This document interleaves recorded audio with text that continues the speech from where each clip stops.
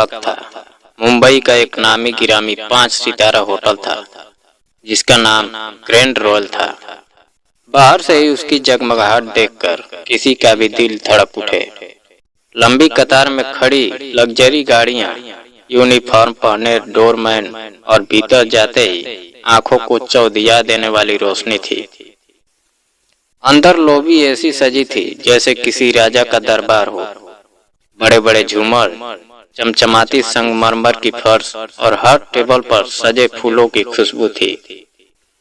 मेहमानों के हाथों में वाइन ग्लास और प्लेटों में दुनिया भर के व्यंजन, सब कुछ वैसा ही था जैसा एक 5 सितारा होटल में होना चाहिए। शानो शौकत, रुतबा और ऐशो आराम था, लेकिन उसी भीड़ के बीच एक शख्स था जो बाकी सबसे अलग था। सफेद बाल, उदासी से भरा चेहरा, उम्र लगभग 70 के करीब था, जिसका नाम राम नारायण था। वो होटल का सबसे बुजुर्ग वेटर था। उसकी चाल धीमी थी, हाथ हल्के हल्के कांपते थे, मगर हर हरकत में एक अदब था, एक ताजीब थी। वो हर प्लेट, हर गिलास ऐसे पकड़ता मानो किसी की अमानत हो। उसके यूनिफॉर्म पर हल्का सा पुराना रंग आ गया था, मगर साफ सुथरा इस्त्री किया हुआ था। राम नारायण की आदत थी कम बोलना, लेकिन हर मेहमान से इज्जत और मुस्कान के साथ पेश आना। उसकी आवाज में वो ताजीब झलकती थी जो आजकल इस तेज रफ्तार दुनिया में कहीं खोती जा रही है। एक रात होटल में भीड़ ज्यादा थी, म्यूजिक बज रहा था, मेहमान बातें कर रहे थे और हर तरफ हड़बड़ी थी। उसी भाग दौड़ में राम नारायण से एक छोटी सी गलती हो गई। वो पास्ता की एक प्लेट लेकर निकला और जल्दी में उसने वो प्लेट गलत टेबल पर रख दी। सामने बैठे विदेशी मेहमान ने हल्की सी मुस्कान के साथ कहा, एक्सक्यूज मी अंकल, आपने प्लेट गलत जगह रखी है।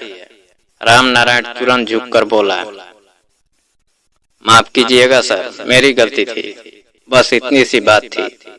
लेकिन उसी पल होटल का नया मैनेजर अरमान खन्ना वहां मौजूद था। अरमान अपने घमंड और रूखी आदतों के लिए बदनाम था। चमकदार सूट पहने, चेहरे पर अकड़ और आवाज में अहंकार था। उसने ये छोटी सी गलती देखी और सबके सामने ऊंची आवाज में चिल्ला उठा, तुम्हें शर्म नहीं आती? या कोई ढाबा नहीं है, 5 सितारा होटल है। अगर काम नहीं होता तो घर बैठो। तुम्हारे जैसे लोगों की वजह से होटल की इज्जत खराब होती है। पूरा हॉल अचानक खामोश हो गया। हर टेबल पर बैठे मेहमान अब उस बुजुर्ग वेटर को घूर रहे थे। कुछ ने हल्की हंसी उड़ाई, कुछ ने आंखें फेर ली और बाकी ने तमाशा देखा।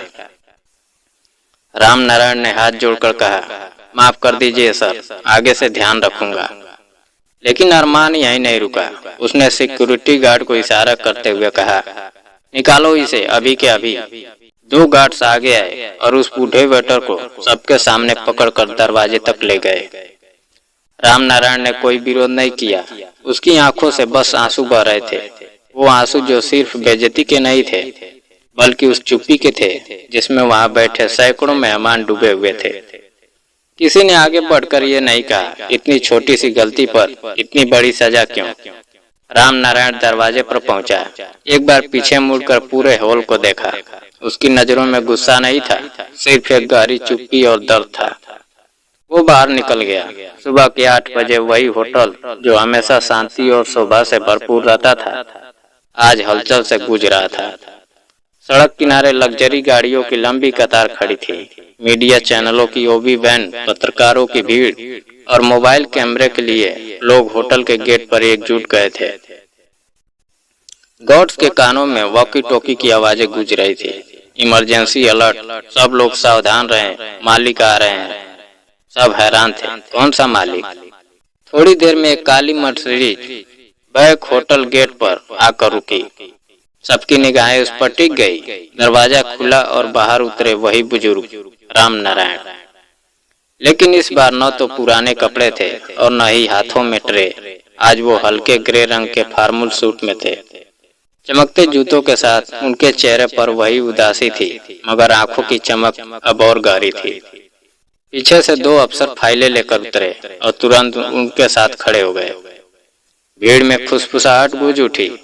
अरे ये तो वही वेटर है कल जिसे अपमानित करके निकाला गया था। ये कैसे हो सकता है? अंदर होटल की लॉबी में अफरा तफरी मच गई। स्टाफ एक दूसरे को देखने लगे। मैनेजर अरमान खन्ना का चेहरा पीला पड़ गया। कल तक जिसे वो बाबा कहकर अपमानित कर रहा था, आज वही शख्स होटल का असली मालिक बनकर खड़ा था। राम नारायण ने होटल में कदम रखा। गार्ड जो कल उन्हें धक्का देकर बाहर ले गए थे, आज झुककर सलाम कर रहे थे। अरमान पसीने पसीने होकर सामने आया और गिड़गिड़ाते हुए बोला, सर माफ कर दीजिए, मुझे नहीं पता था आप ही मालिक हो। आपने तो खुद को वेटर बना लिया था। राम नारायण ने उसे गहरी नजरों से देखा और शांत स्वर में बोला, पता ना होना गुनाह नहीं है बेटा, लेकिन इंसान को उसके कपड़ों से तौलना यही सबसे बड़ा गुनाह है।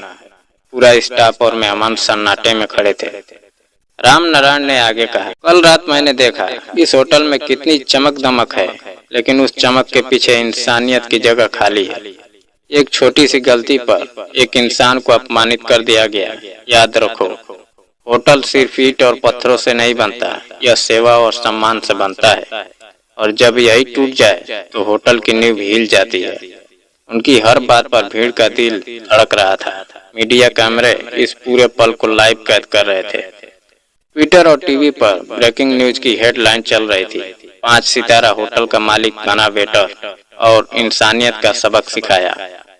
अरमान अब घुटनों पर बैठ चुका था। सर एक आखिरी मौका दे दीजिए, मैं बदल जाऊंगा।